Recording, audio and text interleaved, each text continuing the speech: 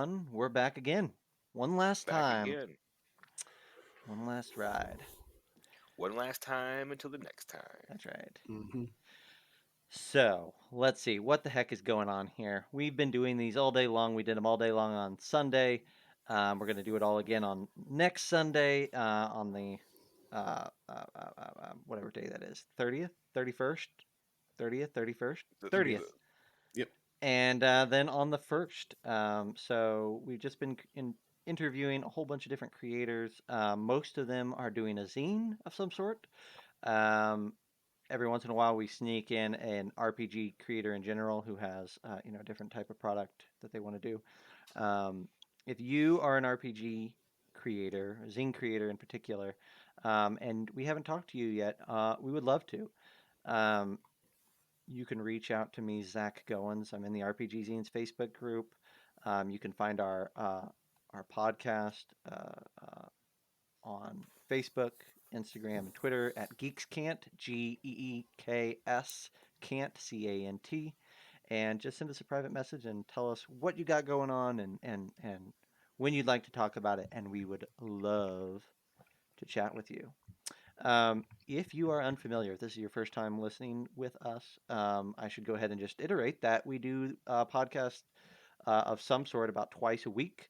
All of them are recorded live on Twitch, and then Troy, the man in the white beard up there, takes the audio, cleans it up, makes it look and sound all pretty, and then kicks it out as the Geeks Can't podcast. We do creator interviews. We do just chats about different sorts of RPG topics. We do Kickstarter roundups, all sorts of things that we think you're really going to like, and we'd encourage you to check that out. But that's not why we're here today. We're here today because we have another creator, and we want to get to talking to Master Marc Star. So we're going to make that happen. Troy, are we ready to record? let me make sure it picked up. Okay, there we. 3, 2, 1. Good to go. Hello and welcome to Geeks Can't, the podcast that is full of RPG jargon and maybe every once in a while a little bit of tomfoolery. My name is Zach, and my hosts joining me, as always, are Troy Sandlin and the Dwarven DM, John Christian. Lolly ho. Lolly ho. I don't know how the hell to respond to that. You actually, oh man, I'll never expect what it is that's going to come out of You your just mouth. never know. Never do. I may bring the yodel back. I didn't want to scare I was Mark. floored. It was like you actually said it right this time. I didn't want. Like, I didn't want did Troy have a? Do you have a stroke? He did, yeah. I smell burnt toast. Yeah, I didn't want to scare Mark with the yodeling. So Fair enough. I figured We save those for ourselves, don't There we? you go. Yeah. So today is the next in the lineup of creator interviews that we're doing in preparation for Zine Month, Zine Quest, and whatever you call February these days. Today, our guest is Marc Star. Marc, how are you doing? I'm good, lolly ho. Hey, Lolly ho. well done. Lolly, yeah. I like this guy. Thank you very much. He's got it figured out Lolly already. Yeah. So, Marc, you reached out to me on Facebook. We chatted a little bit. You signed up. I went over and had a peek. You've got a project that's going to be funding on Kickstarter. And there's a lot of things that I am excited to talk about with relation to this project. But before we get into that, tell us a little bit about yourself. And you were leading in with maybe a little fascinating tidbit. I don't know if you want to share or not. This in the pre-show, you said that you had a little story about your first foray into D&D being construed with a satanic cult. If there's a story there, you feel free to slide that into your bio. My parents kept this to themselves until I was much older, but they revealed to me later that when I was playing D&D as a little kid, they were convinced that I was being recruited into a satanic cult. You know what? So, They're my good parents that they let you because- explore that by yourself without actually having to intervene. Yeah, they were good parents. They did not try to stop me from joining this satanic cult, and I was free to pursue the dark side as I chose. That's awesome. I can hear your dad consoling your mom right now. It's okay, baby. Satanism is just a phase. It's okay. It's okay. A boy has to get through it. It's okay. They are so proud. um, but this is my first RPG zine, not my first zine. Back in the 90s, when zines were a huge thing, and there was everything from punk rock zines to you name it, and it was put out on Fact Sheet 5 every month. I got swept up into that thing, and I made a couple zines, one called Sticky Greens Zine, which was all about music and pot and smoking pot, and and one called The Sinner's Bible, which was a compendium. It was my curation of the compendium of weird stuff that I had come across at that time. Interesting. But this Mirror of Malatesto is my first RPG zine, and it's I've been wanting to contribute to the community for a while. I just didn't know what I was going to do and what it was going to be. And right around the beginning of the pandemic, I saw a billboard or a poster for a TV show called Salem. And that just got me thinking, how cool would it be to create a world in that kind of atmosphere of the Salem witch trials, where there was this enormous amount of paranoia going on in regards to anything that was remotely magical. But instead of this being about and there was also the whole witch burning craze that was going on in Europe, and that goes hand in hand with the Inquisition, and it was this just crazy time. And what would it be like to just put players in that kind of atmosphere? But instead of witches, it would be about warlocks and the practicing of warlockery. And I like that. and then what if instead of it all being just a paranoid hoax, like it was back then, what if it was real? What if there really was a network of warlocks doing their nefarious deeds? And what would they be conspiring to do? Before I say anything further, I should give a caveat that this should be a GM's only conversation, because Malatesto is a bit of a mystery for players to unravel, and I'm probably going to be giving away some spoilers. Cool. So Perfect. Okay. if anyone's listening and they plan on playing as a player, then you will not be able to honestly play the game. There you go. Awesome. So what would these warlocks be conspiring to do? And in this setting, they are conspiring to give physical form to their otherworldly patron, so that their otherworldly patron can take form in the physical plane and lord over the material plane, have dominion over the real world. So that is what the warlocks are conspiring to do, and I'm putting players in this world, and it there are two parallel narratives. There's the global narrative, which is the warlocks conspiring to do their deed, and then there's the individual, the player's narrative, where they are doing their own thing, which may or may not work hand in hand with this global narrative, which continues and goes on regardless of what the PCs do. So for this, for Mirror of Malatesto, it's actually based on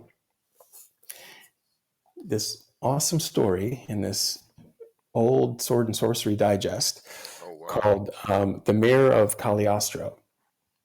And The Mirror of Cagliostro is a story about, I don't know how he made the mirror, but Cagliostro was trapped inside of it. His spirit was trapped inside of it. And he would lure people to the mirror, entrance them, and these people would leave their bodies, get trapped in the mirror, and then he would abduct their bodies and go carousing in the world in their bodies, Hmm. and then return when he was done, murder, mayhem, carousing. He would return to the mirror, trade places, and these people would be having to face the consequences of his deeds. So Mhm. that is the sort of the gist of the Okay. Mirror of Malatesto. That's awesome. I I love am it. Thank you. intrigued. It's chunky. It is It's chunky. It's really chunky. It's you've got like you're planning on 70 pages, and you've got a lot yeah, that's in there, based on what Yeah. you handed off to us. You got 10 maps, you got tables, 24 statted out NPCs, 33 monsters and foes, 26 items, 12 spells. It's dense. There's a lot that's yeah. in there. You know, it's I like was I was originally planning on doing a full setting, and then it just got too overwhelming, and so I thought, you know something, let me just focus on as small a piece of this as I can, and just complete Yep. like an adventure, yep. and and make it sort of an introduction. And so I had all of this stuff. So already that had been I've been working on for 2 years. So I just kind of packed it in as much as I You know, could. Give people as much to work with as I could. Mark, that we need to sit on that for a moment. That is a really smart thing, and I want to Mhm. point if you know we're live here in the RPG Zine Facebook group, but we're also podcasting. Whoever's listening, if you're looking or if you're putting together a project, Mark's doing it, in my opinion, absolutely the right way. Starting small and getting something done is Mhm. huge because there is, you know, I'm not the expert on this, but there is something to where once you finish a thing, no matter how small it is, like achieving that again is exponentially Mm-hmm. easier, right? Like if you Mhm. write a 70-page book, 70 pages is nothing anymore to you to some extent, right? You know that can happen. And so there's always that momentous climb to the thing that you have not reached yet. But then once you have attained it, it's like next now when you do a 200-page book, the first 70 pages like I know how to do that. So really now it's just that 130-page Yeah. extra or whatever, right? Like it's just really useful, and it's also useful for, and I'm gonna I promise Mark I'll give it back to you, but it's just really useful for like also if you're a indie creator, you're a self-publisher, like there's so many bugs to work out, right? Mhm. When you're creating, from hiring artists to editing to layout to printing your book or finding where you're going to print the book and PDF setup and distribution, like all of these things. And guess what? It's way easier to do that on a very small scale than to say, I'm going to put out a, I'm going to put out a whole, player's guide and setting and monster manual and everything, and it's going to be awesome. And I'm going to order 1,000 of each, and I'm going to have them distributed all over the world. Like, whew, your chances are it's not going to work out for you in the Yeah. perfect way that you imagine. So anyhow, that got me excited. Well, But I don't think it's easy to get overwhelmed by it. Yeah. Like right. you have like I've got too much now, right? In your head, well, it can be so much. Well, now it has to be so much. It has to be that thing, and then like kind of carving it down to its bare components, or even like targeting one thing, can still be overwhelming because you still see in your periphery all these other things that you still want to end up doing. So that's a disciplined approach to doing it. It's not. I wouldn't say it's even the easy path necessarily. I think it's equally difficult to hone in on one particular thing that you want to focus on and then just do it and get it out of the way. Go ahead, Troy. I also want to applaud you for like realizing, oh, this is a lot of work. I got overwhelmed, and I wanted to do something. But uh, I also listened to the Sly Flourish podcast Hmm. with Mike Shea, and he was talking. Somebody had wrote him and asked him, how do I get my setting published? I have this huge setting. I have all these books and I have all these things, and Mike made a really good point, and it's like, what does your setting do? What does your setting say that the other 400 that are already out there and published don't?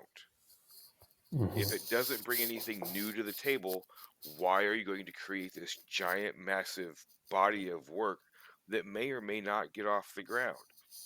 Now, I will say, I think yours has something very interesting to say that a lot of Thank the you. others probably don't. But that's not to say that this isn't I think, a smarter approach. You give the people this, Hmm. and you hand it off to them, and they go through this Mirror of Malatesto, and they get to the end. It's like, well, what's next? Yes. Then you can hand them to the next part, and then the next part, and you can give Yes. them this whole setting that you had in 70-page chunks, if you wish, and you can release that setting and get these people in to where you wanted them to be in the first place, Hmm. but you've done it uh insidiously almost. Well, I mean, right. But The then warlocks. something to note about this is you refer to this as Malefic Book Zero, Yeah. not even Yeah. one. This is the prequel. So This is the prequel. right. So if we're not like I'm going to forecast a spoiler, but not actually know this what the spoiler is. But I would assume that by the end of this, you're like, that's all just the setup. Now Yep. here's That's the just the adventure, setup. which is Yeah. brilliant. And this Really smart. is perfect. It is perfect. And I hope a lot of other people out there that want to be creators listen to that and realize I don't have to make the world. Mhm. I just have to make this one spot that makes people hungry. I'll feed them the world one bite at a time. And that was such an interesting thing about Mark Borg too. I mean, even though they gave a whole world, it was so stripped down, Yes. Yeah. and I think that was one of the great appeals to it, Mm-hmm. is that it was so stripped down. The idea of presenting an entire kingdom on a page and half that page being graphic, right, is Yeah. I was just having a conversation with another creator about that, and they're like, I didn't realize that it could be that tight. Like that could be a setting, right? Like, Mhm. and it's a Yeah. really well presented setting. So, that brings me to the thing I was gonna yell at you about next, which is you are promoting this as a 5e and OSR adventure. What does that mean to you? It's going to be two separate books. There's going Okay. to be a 5e version and an OSR version. Okay. Wow. Okay. Cool. Yeah, completely separated. Interesting. Yeah. I'm a masochist. But I like 5e rules. I play 5e and I enjoy it. But I think that, but I also come from an old school background, and I think that this setting in this story kind of fits more with an OSR crowd. Mhm. So Mm. I was It torn definitely which has to the vibes do. for it. Yeah. It has the vibes for it. It's visceral. A lot of the imagery that you're using, like in the kit that you sent over to us, the imagery is absolutely it's stunning. Like that, Thank you. I love the cover. I love the cover art and the inclusion of just like a teaser map that's incorporated into it. Just gonna get to wet the palate. Let me ask you this. Tell me about that process. I'm curious. Like which did you start with first? Did you start with 5e? Did you start Yes. with OSR? And which I one? start. Go ahead. 5e's first. OSR has not been finished yet. Okay. 5e is completely finished. How do you feel about the differences between the two when it comes to breaking down the mechanics and incorporating that into the story? Well, I don't think the story is going to be affected by it, Mhm. for sure. And it's not a balanced game to begin with either. So I'm not. So I didn't. I didn't I didn't start with an OSR and then have to balance it for 5e. The 5e one's not balanced. It's perilous. Mhm. I'm in. Very Colvillian of you, by the You way. have me sold already. If you didn't before, you have me sold now. How are fourth level characters going to face off against a Tarrasque? That's none of my business. I'm I not don't know. going It's out not my there. problem. It's there. I mean, It's like, theirs. what do you want from me? If they want that sword, they're going to have to send someone. They're going to have to send someone very sneaky in to get it, and they're Sacrifice going to your have body. to, and they're going to have Sacrifice to your be body. very lucky to run fast enough to that pathway that the aboleth can't get through. I love the imagery, by the way. Just like, Thank you. just go get it, man. Just go get it. Just I don't go want get to go get it. You're just all you see is like the camera like angle straight on, and then he like Benny Hill runs from one side of the screen to Yes. the other, snatches up the sword, and the aboleth is right behind. Oh And yeah. the thing is, if they were clever enough to get the ring out of the reliquary, then they really need to get that sword because they're paired. So Oh, that's yeah, I like it. I love that's actually not a bad idea at all. A magic item that requires two people on completely different sides of the map. yes, Anyway, yes. If they're clever enough to get the ring in the first place, which they well, might. Well, so let's see. So the Mirror of Malatesto will be on Kickstarter. That we've mentioned that already. Do you have a launch date in mind for this? So it will launch February 1st, and Awesome. I think it's going for 19 or 20 days. Awesome. oh, okay. I'm assuming both digital and print, or are you focused on one or the other? Yeah, there will be a PDF. Cool. Cool. And I'm actually really excited about two of the artists that I have lined up, assuming that it funds Mm-hmm. to that level. I've got Del Tiegler, um, who's done Northwood Adventures for artwork for them,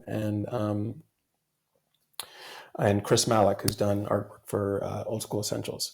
So they're both ready to go as soon as I pull the trigger with the funds, and so I hope to take the artwork to the next level with this. Sweet. Sounds good. Yeah. that's awesome. I think I'd be remiss to say it. We've hinted or alluded at it, but you very much present this as this zine is the prequel to a larger, what you call in the little press release, a trilogy of a story. Yes. Um, one of the things we typically talk about here towards the end of the episode is, where do you take it from here, or what's your next steps for the project or for your company? And it sounds like you already kind of know, like there's obviously there's always changes that happen, but there's a vision in place for where this can go from here. Yeah, it is. The big picture is a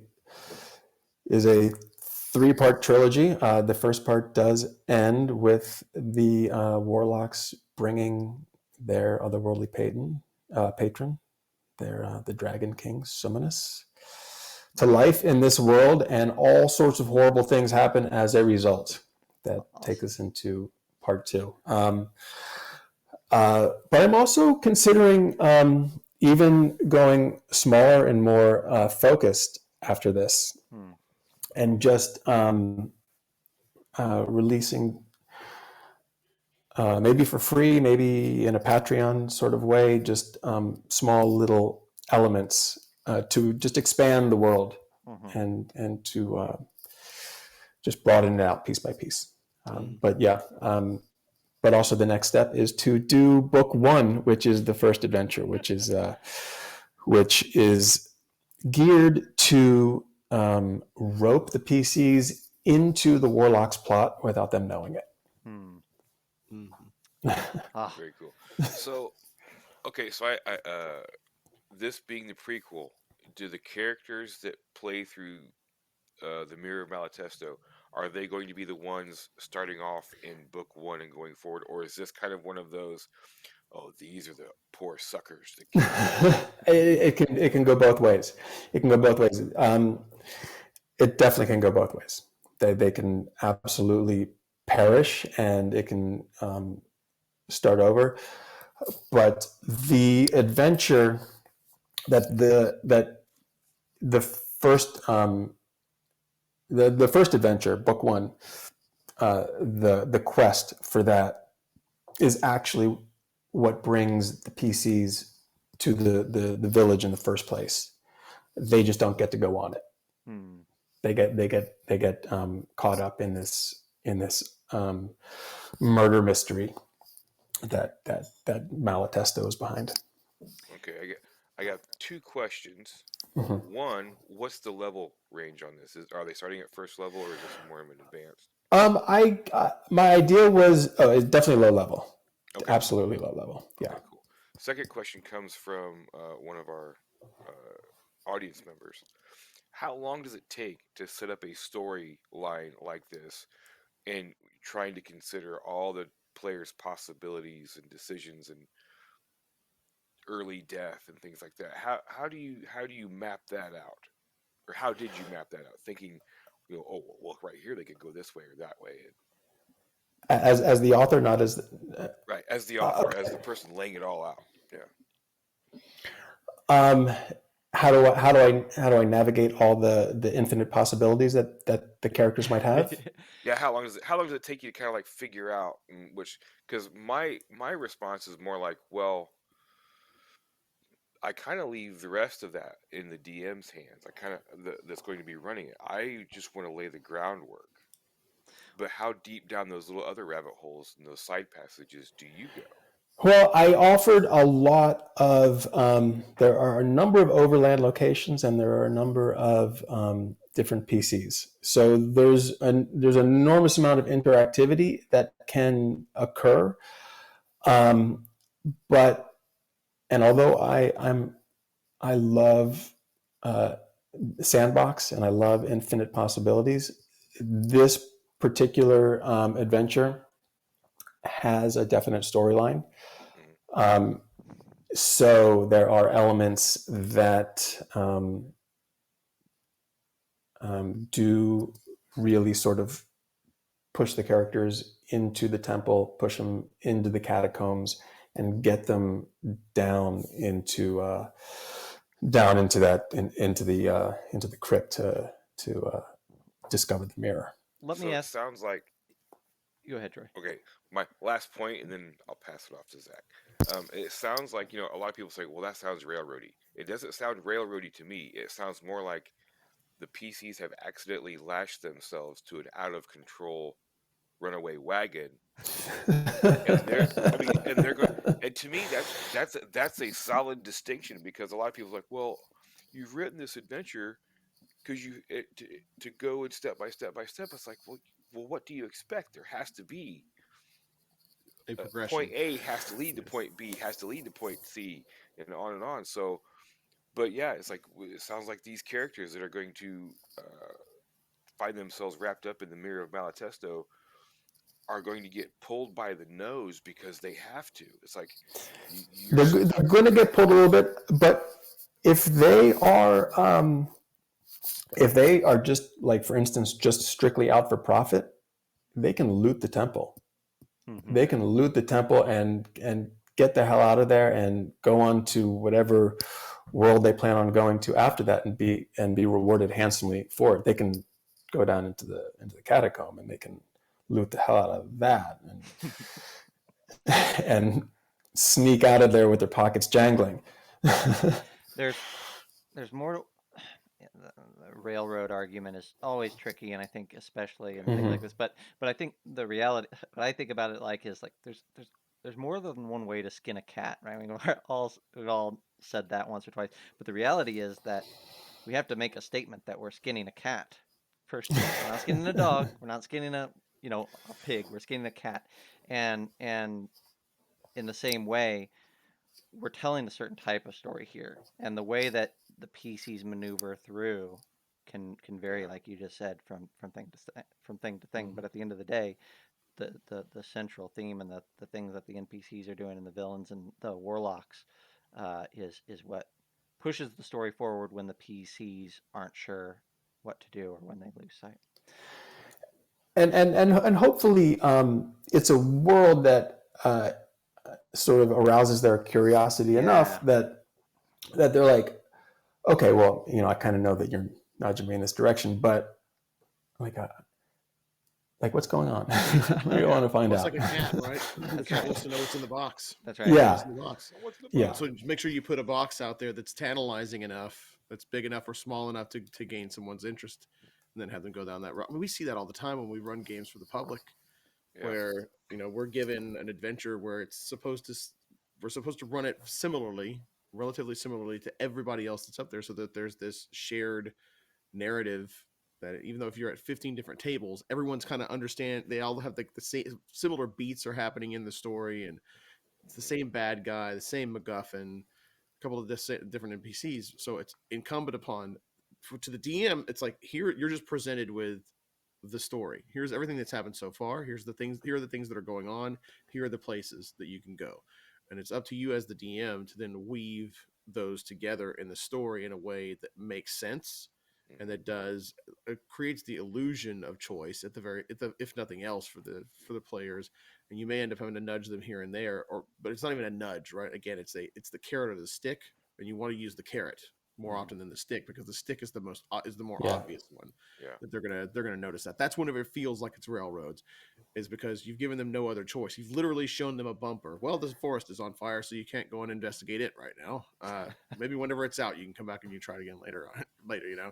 But instead, if you say, you hear a sound, or you hear the sound, a scream in the distance, like, well, I want to know what the scream's about. So you can go down that, and it feels like a more natural progression from one point of the story to the next. Yeah, and hopefully it's fun for the GM to throw their players into this world.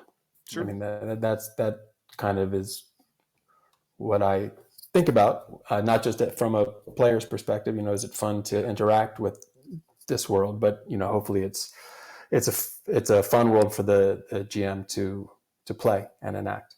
Mm-hmm. Well, we're running towards the end of our time here now. I want to point everybody back towards the Mirror of Malatesto. You can find it on Kickstarter. It goes live February 1st. The project creator, Marc Star, is who we've been talking to today. Marc, I want you to promise me as best you can that in the nearish future, when after Malatesto has been made and you're working on that towards that first book, that you'll come back and have a longer conversation about everything that you got going on Absolutely. there. Absolutely. I had a great time with you guys. Thank you so much. Awesome. Thank It's a you. pleasure having you. I plan on finding out just how much fun this Mirror of Malatesto is to run, because I am going to torture some people with it. But please tell me more about how you brutalize your players. I'm listening. Yeah, I'm all ears. Crisscross applesauce sitting on the floor, listening attention. Marc has also encouraged us to point you in the direction of his Instagram, which is Malific World, MALEFIC.world.